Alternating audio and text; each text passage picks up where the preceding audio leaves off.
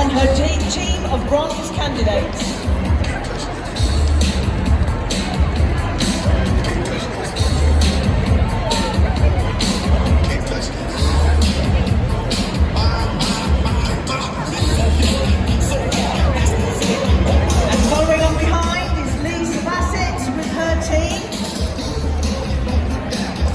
You'll see the two team leaders going through the test along with the examiners on either side of the ring, and we'll try and describe what's happening.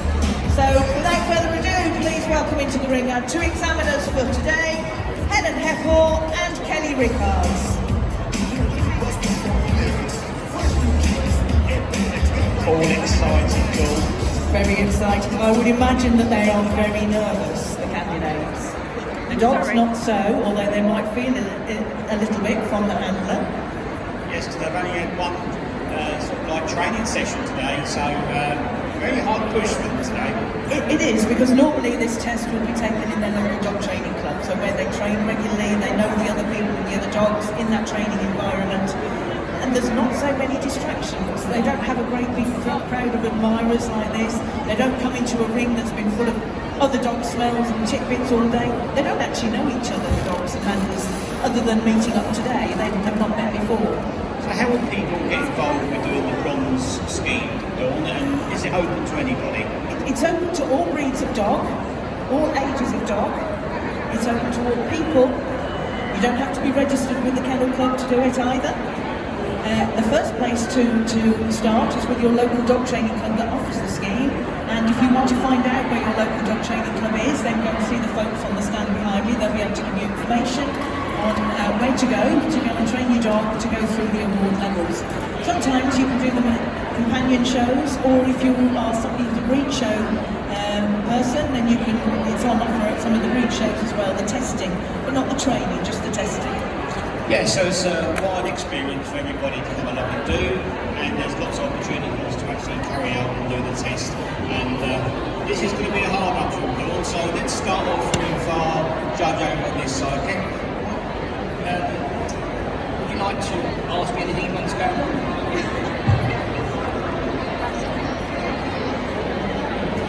So, before the dogs and handlers came into the ring, the judge or examiner would have looked at the dog's collar to see that it was a suitable fit, suitable size, suitable type.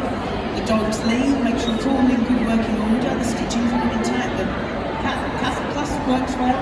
Looking at the collar, the dog's ID tag that should be attached to that collar, make sure it's got the required information, which is a surname and address of the owner, no matter what the pet shop might tell you. Yes, can you just make that clear again, Dawn? What should actually be on the ID? So the owner's surname and the owner's full address. So enough that a letter could be hand-delivered to that address. Excellent. And so what's this they're doing now then, Dawn? They've got some sort of machine. Can you tell what's going on? Absolutely. They're just using a scanner to check that the dog is microchipped. And that's part of the eligibility for the scheme. So the dog has to have an ID on, has to have a microchip, and the handler has to carry at least one poo bag as well as part of the eligibility. So unless they've got those three requirements, they can't do the test this afternoon. So the examiner would have looked at all the collars and leads and ID tags earlier on, but that was just a demonstration of how they might do it. One dog and handler in the ring. Okay, so that's quite obvious now that these items that you've just mentioned, the microchip, the ID tag, they cannot take the test. They're not even eligible to take the test. And not even eligible to take the test, no. Okay, so we've got this lady walking with her dog. What sort of exercise are we doing here? What are we expected to see? This is looking at a dog walking on a loose lead under control of the handler. So doing it in isolation, largely away from distractions, although the ring with dogs is obviously full of distractions, but taking it away from the close proximity of other dogs and people, just looking at the dog, that the handler has control of the dog on a loose lead.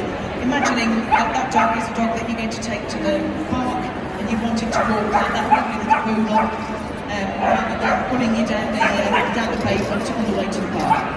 Okay, so I noticed as well that this dog's got a collar on, that dog's got a collar on, help then? Absolutely. As part of the scheme, the dogs have to wear a collar and lead, but the lead doesn't have to be attached to the collar, it can be attached to the harness, but the collar still has to be in situ with the ID tag on. So if the examiner is checking for the suitability of the collar and lead and making sure that it's in good order, and the dog also has a harness or a head collar on, they have to check that those are suitable and fit and in good condition as well. Okay, so they can take the test with a head collar on as well? Yeah. Okay, so moving with the times really? Moving with the times, yes. Okay. We used to walk dogs on check chains, we don't tend to do that anymore. But they still can, They still can, they still can. Yeah. But As long as the great it's majority of people now tend to use harnesses, particularly on young puppies, because it's kinder on the neck. Yeah.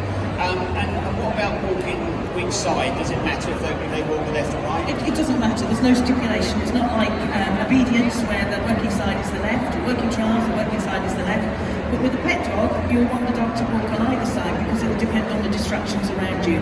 The close proximity of a road, imagine you're walking along a country lane with no pavement, for example, you wouldn't want your dog on the side of the traffic, you'd want it on the inside of you to keep it safe. As long as the dog's not swapping from side to side and making his own decision about moving, then either side is fine. It's good. So on this side then, I'm not quite sure what we're doing over here. Oh, we're just going to start a new exercise. What's it? It looks like they might have been doing examination over that side. All the dogs were on the floor. Okay. Well, I think we're going to be doing examination this side as well. Excellent. So we've seen the dog is laying on its back. Is that fine? Absolutely fine. So for the smaller dogs, they are offered a grooming table to place the dog on if they want to do the examination and or grooming exercises, or they can choose to have the dog remaining on the floor and do those exercises. Here, the examiner is just checking that the handler is able to look over all parts of the dog's body, the ears, the eyes, the nose, in the mouth, all 4 feet, around the tummy area, running along the body, and the tail. And would they be doing this for you? Is there any particular reason? Part of being a responsible dog owner and making sure that your dog is healthy, so you might be checking for any lumps or bumps that weren't there yesterday but are there today. You might be checking for things that have got caught up in the coat before you threw the dog. You might be checking for how much fat covering your dog has got, whether it's put on weight or lost weight, all those sorts of things you should be doing regularly with your dog as a being a responsible dog owner. Okay, on this side, I see the dog has now got another lead for the collar. So what's all this about? Well, this is just a method, a very safe method for the dog and for the examiner or the assistant to ensure that distance can be got between handler and dog to allow the return to handler to take place, because you need 10 paces distance, and we're not talking about a stay. We don't want the dog to stay. We don't want it just wandering off. We want to stay in one place, but not necessarily with a stay command. We use the lead just to make sure that the assistant holding the other end of the lead is safe, because if she's crowding over a small dog, she might frighten that small dog and it may react. If it's a dog that you don't know, then as an assistant or an examiner, you would ask the handler to slip the slip lead underneath the collar. But in this instance, Lisa knows this puppy very well. So she does know, she's known this puppy for a long time. So he's very well used to handling the puppy. Good. So they're going to obviously walk away. You said it's 10 paces. And the handler calls the dog, as we're going to see now. So, does the dog like to sit there? No, it just has to come within a close enough distance that the handler can put the collar, put the lead back on to the collar, and the exercise actually ends when the lead is back on. Okay, so what happens is the dog's because in here there's been a lot of food on the floor. So say the dog's coming up, it smells when it's food thing, it stops, then what happens? Then, as long as the handler recalls the dog and the dog thinks, oops, I should have gone to my mum, and then gets up and goes, that's fine. And if it does a runner? If it does a runner, then that would probably be a not ready. Okay. And what's the difference between not ready then and a fail? Well, fail is so demoralising, isn't it? It's not that they fail, we want to build them up to be confident and to be successful. So we just say they're not ready, they need a little bit more training rather than they fail, which just two little dachshunds, and we also have got a little lamb. So we've got a right array of breeds here.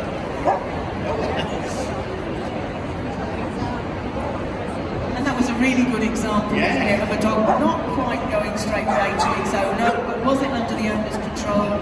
Then, yes, probably it was. But obviously, Kelly is the person making the decisions today rather than Put the pressure on that. Yeah. So It's nice when you don't have the responsibility. it's an examiner's fault, yeah. So the beads of sweat on the poor lady, so yeah. I'm sure she's addressed everything fairly, and they've all been through the scheme for the assessments, so they're a very high level of judging. Well, that dog wasn't going anywhere. He didn't want to stay with Lisa, not for any money. He was struggling to get away from that slip lead, and then obviously nearly bowled its hand over in the process. It's a very nice return there. Yeah, you'd like that sort of recall in the park, wouldn't you, with your dog? Okay, now we saw them doing an exercise earlier on with, you said, very minimum amount of distractions. Now we see them have distractions.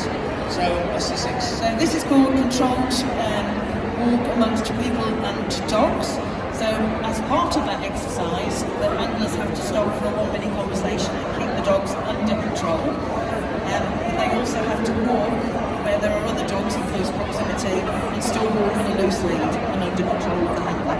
So what happens if the dog decides to go and join the other dog, for instance? So it pulls the handler to the other dogs, and the handler does say, "Hey, what's up?" And the dog comes away.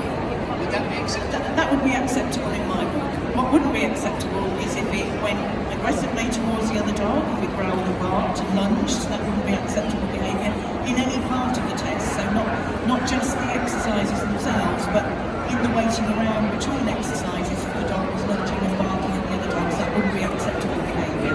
But you'd hope that dogs of that sort of temperament wouldn't be put forward by their training organisation for testing. Occasionally it does happen. Looks quite nice there. This Looks very steady. Yeah. Hard head. Going out a little look over at the dogs on the other side, and they just use the lead to guide him back in. That's perfectly acceptable. That's just a dog being a dog, but not being a naughty dog. Yeah, I mean, it's sort of sensating the dog. The dog's back there, so Yeah. it's sort of basically what we're saying about where would you draw the line, or where if the dog was misbehaving, just not being very well trained. And like this little dog here, having a little play with its lead, is that acceptable or not acceptable? Well, it was minimal and the handler was able to stop it, but actually it's quite nice seeing a dog have fun with. We certainly got that interaction, but maybe that's where playing with your lead with the dog may not always be encouraged, possibly. Absolutely. Never use a toy. It's great for obedience competition because you always get to, in the lower class, you always get to take your lead in with you. You're not allowed to take a toy, but if you've used your lead as a toy, that's great. But I agree with you. I'm so good at the citizen. Yeah. Okay, so there's a little dog. What's this then? What's stripped, crept up behind me here? Ooh, that's a gate, Dave. So one of the exercises. Yeah. One of the exercises is control the walk through away the gate, and the examiner would expect the handler to have control of the dog throughout the exercise. So pulling the dog towards the gate, putting the dog in a position of control, that could be the stand, sit, or the down. Opening the gate, the dog remains under control and nice and steady. The handler gets themselves through the gate and then calls the dog through, places the dog back under control. So here we can see what's beyond the gate, but if it's your front door you're opening, you never know who might be standing on the other side of your front door. So it's important that you've got control, you open it, you go and check. Or if you're going through a gateway into a field, you might not necessarily know what's around the corner of the hedgerow. You might want to get in there first in case you're faced with a herd of cows on the other side that you haven't spotted yet. Just one thing that I picked up when you said that they were going to sit, stand or down. I noticed like when they were doing the special beginners here, they had to go into a sit then. It's much more formal. Much more formal. So you might, a dog for this exercise, it needs to be under control. So it doesn't necessarily have to be a recall through, whereas it does have to be a recall through in the stakes competition.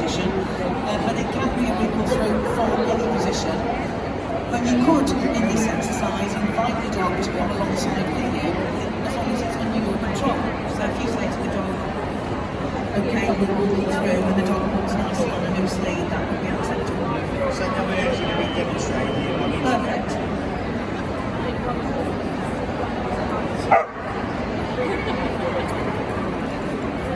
That was great, didn't it? Nice control. The animal was able to open the gate. The dog remained under control as I went through.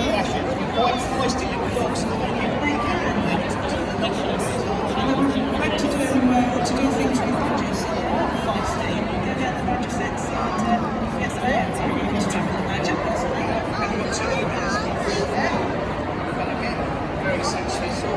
But it just goes to show that they just had the dog waiting, walk through, the dog could go through the wind, but as long as it's under control. Yeah, and sometimes you might want to put the dog through a doorway first because you know what's behind you, or you know how the door is opening and closing. Yeah, them self-closing doors. Yes, exactly. You don't want to shut the dog's tail in. Yeah.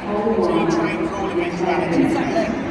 And especially this level, it's good because you see the handlers training their dogs, and some dogs are living all the time, and they're trying to be responsible about this. And I think the biggest mistake that handlers sometimes make is that they think that the exercises only relate to the dog training class. But these exercises relate to everyday life, so it's about practicing them in all sorts of different environments and in all sorts of different ways with lots of different distractions in order that the dog really learns the behaviour. So again, on this side, we're looking at that rejoin handler again. The return to handler, so we're not looking for a weight at the other end, so you can see that the owner has been given a signal, they pass it through the collar or through the harness, and it just enables the assistant to hold the dog back safely. I think this one's going back. I don't think it's going anywhere else. Dad. That nasty lady held me back. A little pixie got hold of it.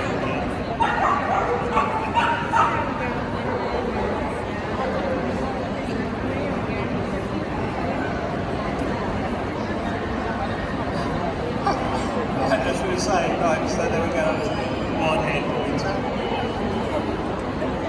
It's so calm to see.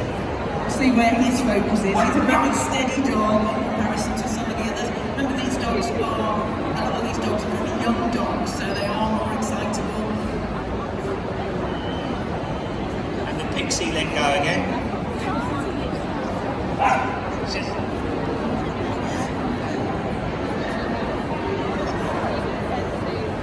And again, straight back to the owner. Straight back to the owner, back on the lead. That's the end of the exercise when the dog is back on the lead.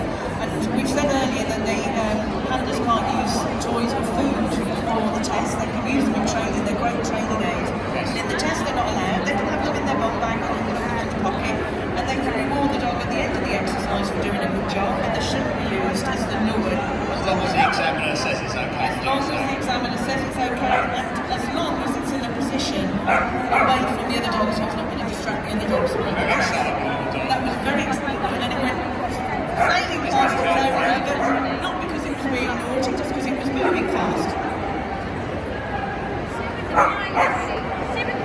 Oh dear, the pixie's made a mistake again.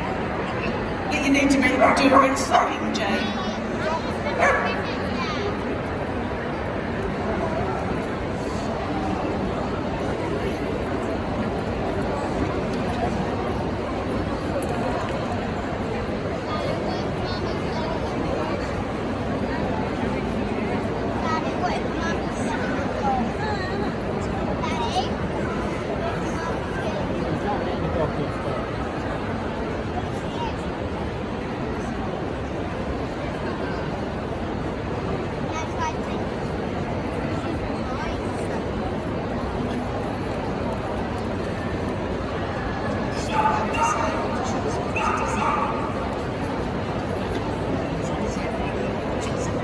So you might wonder what's going on this side of the ring.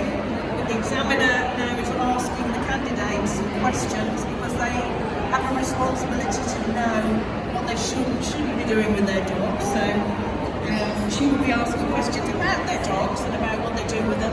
Questions like how many times they might feed them, how often they might groom them, how regularly they might bath them, what other sorts of things do they need to keep them happy and healthy. That's 4 answers you just gave them straight away. That's exact pass for me then. No. They have to get 3 out of 6. Right. 3 out of 6. Sections 1.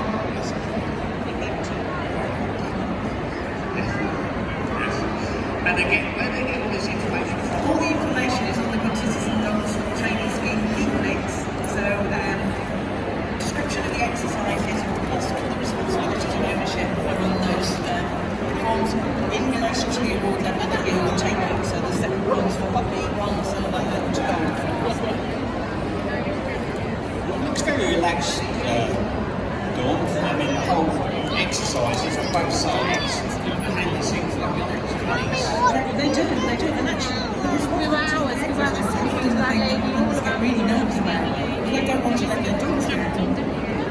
So quite a nice way of asking those questions is when the handler is doing something practical, in that the example can say, why are you looking at the dog's ears? Why are you grooming the dog? Why are you using that type of grooming for your dog? so it might be pertinent to that breed. How old is your dog? How many meals a day? They're getting their bronze badges What about if it's for younger? How training. many meals a day? You start off Just with really basic. really basic general knowledge stuff about being a responsible dog owner. Going back to a hill work type exercise, so again, is this walking without distraction? Yeah, it's looking at the individual loosely walking element, just making sure that they can achieve a good level of loosely walking before they put them into a group and then look at it as a group. We don't want it to go horribly wrong once they get together with the dog. So if we know that they're already out of control, that means that we'll group together. Okay, so we're talking about grooming. Yeah. So again, we're going over these dogs. So what we're looking for then? So as an examiner, you'd be looking for the handlers to check the dog over, which we saw them doing earlier with the examination, just to make sure that the coat hasn't got any knots in it or burrs in it that might get caught in the grooming equipment. We're looking for the handler to be using the right grooming equipment for the dog. So something like a very smooth coated grooming might just need a grooming mitt, whereas one of the pastoral breeds will need a heavy toothed comb to get the undercoat out, so making sure that they've got the right brush or comb. And then looking for the dog to accept being groomed in all areas, and for the handler to be able to handle all areas to groom. So some of the more sensitive areas might be the feet, the tummy area, behind the ears, the trouser area. So making sure that the handler's not just grooming the top, but making it look good. What happens if, for instance, just take it for instance, if this dash on the table decided I don't want to be brushed and it won't let the hand brush it, well, maybe not really aggressive, but maybe chewing the brush a bit too much. What will happen in that situation? So we say that mild avoidance is acceptable. So if it made an attempt to chew the brush and then the handler said, that's not the extra, we're not playing, I'm grooming you, and then it all went according to plan after that, that would probably be fine. But if it was continually biting and the brush, no, that wouldn't be fine. If it was growling, excessively backing off, raising its lips, biting, any of that would be not ready. And it has to be the whole of the dog. And I noticed that this coat, you're going to have a really thickly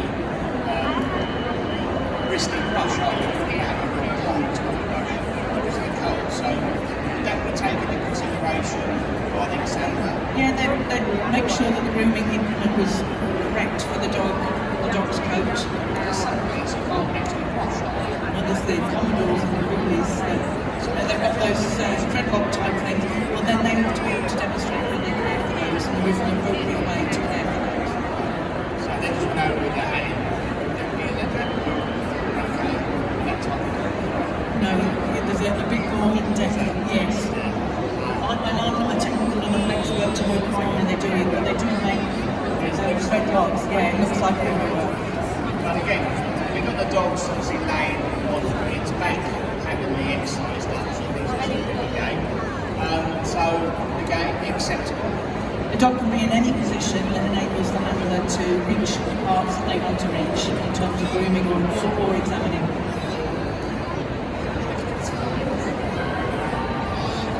he's enjoying that. I think he might well be enjoying that. I say people can't see his face, but you can see his other face. He's smiling. You can't see the dog's face down here. Try and move to a seat where you can because he's absolutely He's going to stay. He's actually going to stay. got the silliest grin on his face. Oh, dear. So sweet. That's it. But again, that's what it's all about, though, is a dog. You know, I mean, the set that the dog was essentially, I mean, she's going over the dog. It's a really good thing to bond with the dog, you know, putting your hands on the dog regularly, doing it with a nice voice, doing it when you're relaxing in the evenings, it's part and parcel of your daily routine. And then you get lovely, relaxed dogs like this. There's the Labrador rolling over, Tommy tickling in the middle of it as well. The Dachshund on the floor looks really stressed, doesn't it? And the Dachshund on the table, I know, has been in the show ring over, I think it was yesterday, was it, Lily? Oh, yes, and did quite well in the show ring, so obviously very used to standing on a grooming table and having hands run over, including those of a stranger. That would be the judge in the show ring, looking like a real pro there. Yeah, it's nice to see all these different breeds over there. I must admit, it's just nice that it is open to everybody and different ages, different rescues. That's the other thing I was going to ask you. You know, we do to get you do the good citizen dog training scheme rules. Then you can do budget pass, you can do the silver advice, you know, keep going up. But a puppy foundation, do you have to do a You puppy? don't, no.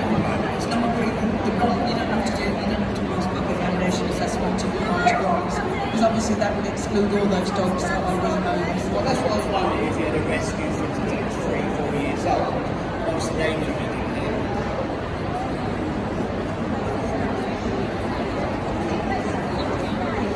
Okay, so we're going to move out the way, hand it over to Jane, Pixie, and Gabrielle. Okay, ready? The dog's ready for a 1-minute stay now. So back on your spots, please.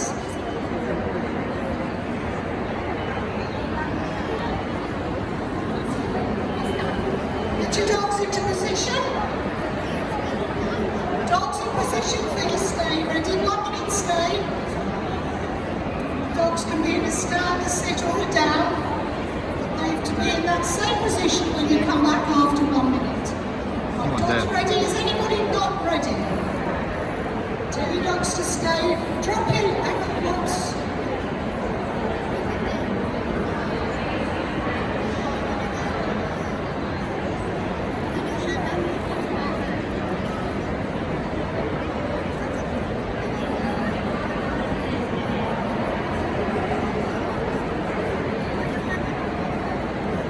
Are you ready? Drop your leads.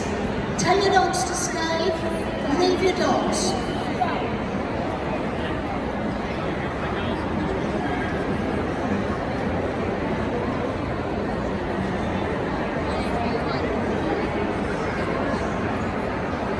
Judging of AV import utility will commence in ring 36, hole 5 in 5 minutes. Could the judge, Mr. P. Harding, make his way to the ring? Judging of AV import utility will commence in ring 36, hole 5 in 5 minutes. Could the judge, Mr. P. Harding, please make his way to the ring? Thank you.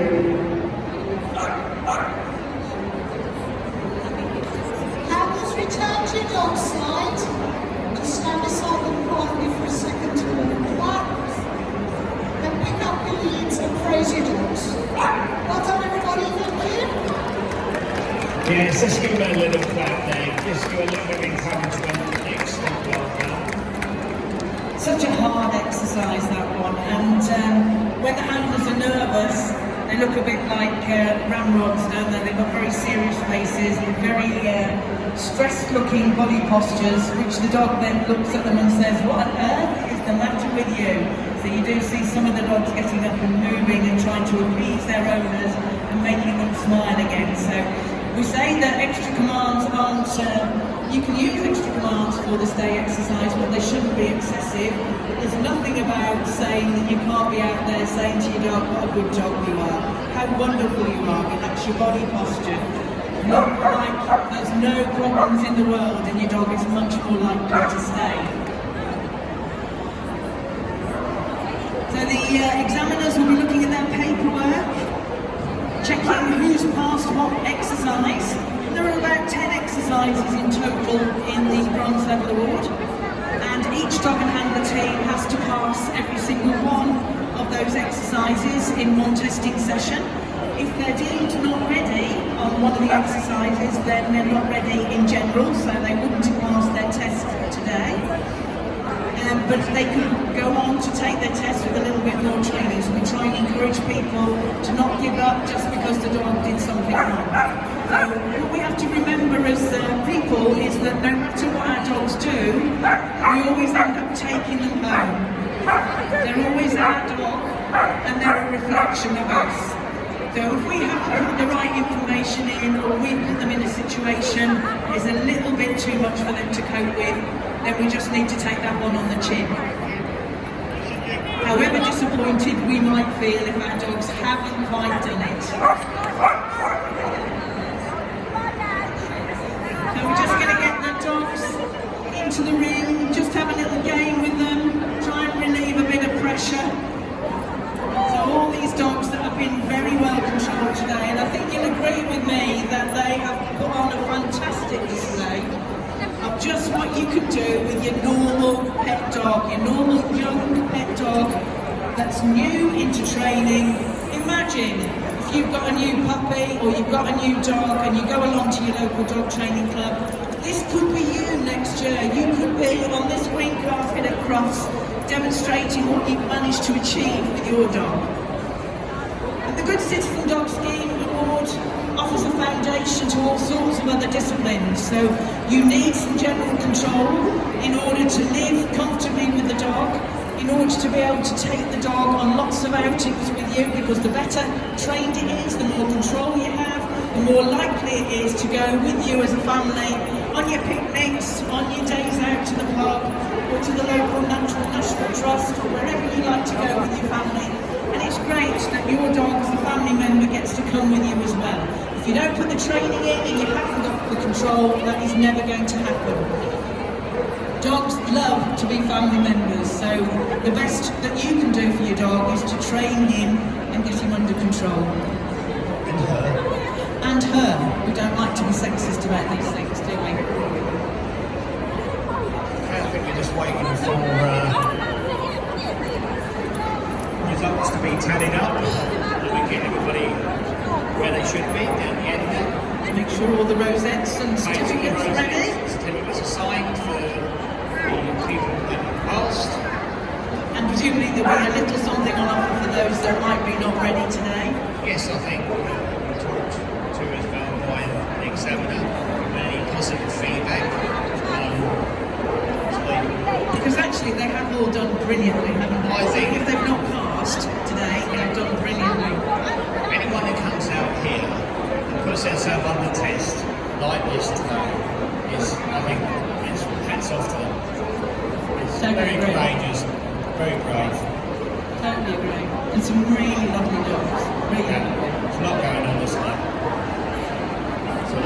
I always like to, when I'm involved in a dog event, I always like to look around and say, which dog is it that I would like to take home today? Which would be my favourite?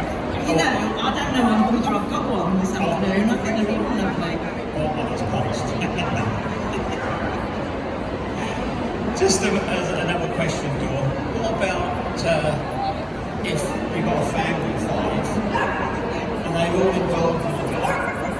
Does that mean they can take it 5 times? Absolutely. Each member of the family can be put through the scheme and can take the test, and then the dog gets 5 certificates. Lucky dog.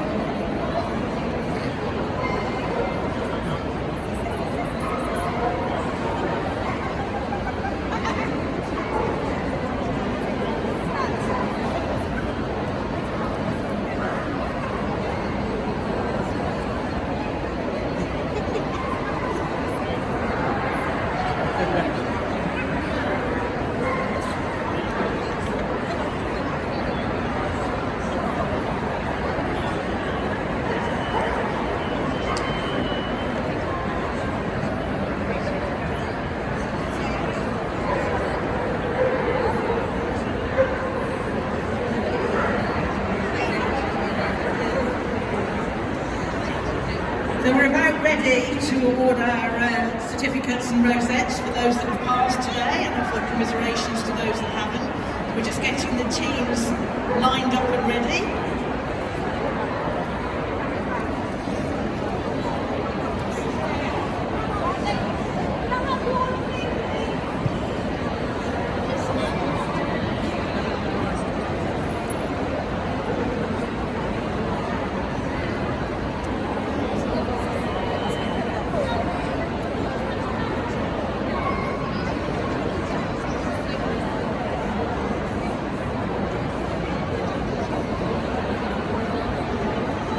So we've had our two examiners today, Kelly Rickards and Helen Heppel, doing a great job of looking at the dogs and handlers that have been under test this afternoon. So please give them a big round of applause.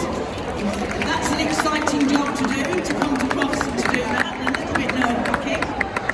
And to award the rosettes and certificates, we've got Ian Gabriel, Vice Chair of the Kennel Club. Please give him a big round of applause.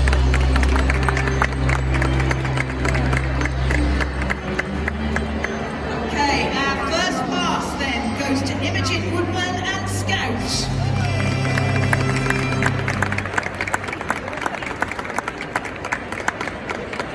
Our second pass goes to Lily Abbott and Ignatius.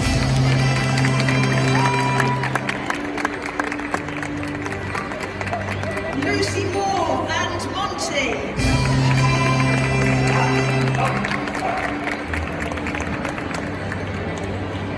Richard Whitehouse and Noosa.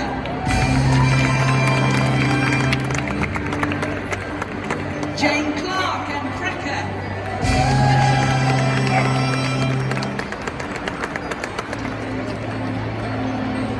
And Amanda Colborne and Inca Rose.